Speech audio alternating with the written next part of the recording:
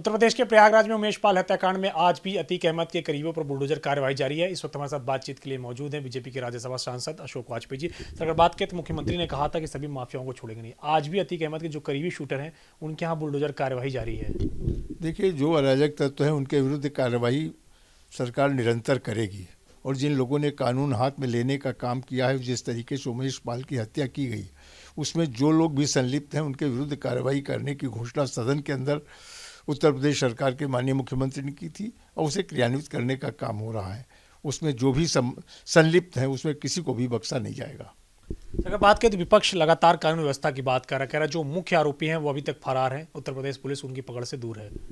देखिए, वो सारी चीज़ें हैं, पुलिस अपनी कार्रवाई कर रही है और ये नहीं कहा जा सकता कि जो लोग फरार हैं वो कितनी जल्दी पुलिस की गिरफ्त में आएंगे। पुलिस लगातार प्रयासरत है और ये सूचना शायद विपक्ष के लोगों के पास होगी, वो लोग कहाँ हैं इसलिए वो इस तरह की बात कर रहे हैं। लेकिन जैसे ही पुलिस को जानकारी मिलेगी, पुलिस उनको दबोचने में कोई कसर छोड़ेगी नहीं। और आप देखें कि उत्तर प्रदेश की पुलिस और उत्तर प्रदेश सरकार अपराधियों के विरुद्ध कितनी कठोरता के साथ निपटने का काम कर रही है। इसलिए इस तरीके के आरोप लगाना मिथ्या है और निराधार है। सर, अखिलेश यादव भी लगातार कानून व्यवस्था की बात कर रहे हैं, कह रहे कहाँ है कानून व्यवस्था में तो नजर नहीं आती है। अखिलेश यादव अपने इस कार्यकाल को याद करें, उस समय कानून व्यवस्था के नाम पर पूरे प्रदेश में जंगल राज था और आज जब कानून का राज्य है तब उनको ये कठिनाई हो रही है कि आज मनमानी नहीं हो रही है। प्रत्येक जिले में जो उस समय के तत्कालीन हर जिला किसी न किसी को अलर्ट था, जैसा योगी जी ने कहा 1 डिस्ट्रिक्ट 1 माफिया, आज वो स्थिति नहीं है। कानून का राज्य है और इसको अगर उन्हें अंतर नहीं दिखाई पड़ रहा, ये दुर्भाग्य है। कोलकाता में समाजवादी पार्टी के राष्ट्रीय अधिवेशन हुआ, उसमें यह कहा गया है कि उत्तर प्रदेश के अंदर 50 सीट जीतेंगे।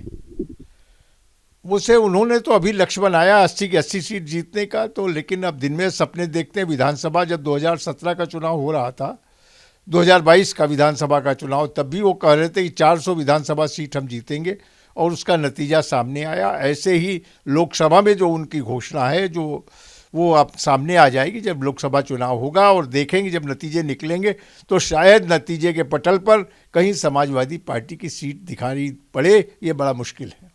सर, अगर बात करें तो लगातार अब क्षेत्रीय दलों के आपस में गठबंधन देखने को मिला। अखिलेश यादव ने कहा क्षेत्रीय दलों के अंदर मादा है कि वो बीजेपी को हरा सके। केसीआर से तेलंगाना में बात हो रही, बिहार में नीतीश कुमार से, इसके अलावा पश्चिम बंगाल में ममता बनर्जी से। क्या फर्क पड़ेगा इससे? उत्तर प्रदेश में केसीआर के गठबंधन का क्या फर्क पड़ेगा? उत्तर प्रदेश में अगर टीएमसी से गठबंधन होता, उससे उत्तर प्रदेश की राजनीति पे क्या असर पड़ने वाला? तो इस तरह के क्षेत्रीय दलों के गठबंधन का किसी राष्ट्रीय राजनीति पे क्या प्रभाव पड़ेगा, ये मैं नहीं समझ पा रहा हूँ। ये अखिलेश जी बेहतर जानते होंगे। सर, एक आखिरी सवाल है, अगर बात करें तो बीजेपी अब लगातार मुस्लिमों को भी साधने में लगी हुई है। जिस तरीके से विपक्ष प्रचार करता है कि बीजेपी मुस्लिमों के खिलाफ है, अल्पसंख्यकों के खिलाफ है, अब ऐसे में उन तक पहुंचने की कोशिश है, उनको अपनी योजनाओं से, अपनी विचारों से अवगत कराने की कोशिश है बीजेपी की। देखिए, ये तो केवल विपक्ष का दुष्प्रचार रहा है। बीजेपी समाज के किसी भी अंग और किसी वर्ग के खिलाफ नहीं है। समाज को सबको साथ लेकर के चलने का संकल्प मोदी जी ने पहले दिन ही कहा था। सबका साथ, सबका विकास, सबका विश्वास और सबका प्रयास। तो उसमें कोई किसी को छोड़ा नहीं, समाज का कोई वर्ग, हिंदू, मुस्लिम, सिख, ईसाई, सबके साथ सरकार समान व्यवहार कर रही है। जो भी विकास की योजनाएं हैं, जो भी लोक कल्याणकारी कार्यक्रम हैं, सबके साथ। मैंने कहा उत्तर प्रदेश का ही उदाहरण आपको दे दूं, 20% आबादी है अल्पसंख्यकों की, 25% हर योजना का लाभ अल्पसंख्यकों को मिलने का काम हो रहा है। तो इसलिए इस तरह की बात करना कि बीजेपी किसी के साथ भेदभाव करती है, कोई नहीं। केवल हम तुष्टीकरण किसी का नहीं, अन्याय किसी के साथ नहीं। सबको न्याय मिलेगा, सबके साथ समान व्यवहार होगा, लेकिन किसी वर्ग विशेष के तुष्टीकरण का कार्य भाजपा सरकार में नहीं हो रहा है। और आज उत्तर प्रदेश का माइनॉरिटी भी अच्छी तरह से, मुस्लिम भी समझ चुका है कि भाजपा सरकार में सुख है, शांति है, अमन है और विकास के रास्ते सबके लिए खुले हैं। इसलिए कहीं पर भी आज जो झुकाव है मुस्लिम समाज का, वो तेजी के साथ भाजपा के साथ हो रहा है। और इसलिए तमाम विपक्षी पार्टियां जो वर्षों तक केवल भाजपा का हुआ दिखाकर मुस्लिम वोट को अपनी तरफ आकर्षित करती थी, उनके पैरों के नीचे से जमीन खिसक रही है। शुक्रिया से बातचीत करने के बीजेपी के राज्यसभा सांसद अशोक वाजपेयी, जिनका कहना है कि जिस तरीके से अतीक अहमद के करीबियों पर बुलडोजर कार्रवाई हो रही है, जो भी अपराधी हैं उनको तुरंत उनके खिलाफ कार्रवाई की जाएगी, उनको हिरासत में भी जल्द लिया जाएगा। कृष्ण रोहित के साथ अविनाश तिवारी, एबीपी गंगा, दिल्ली।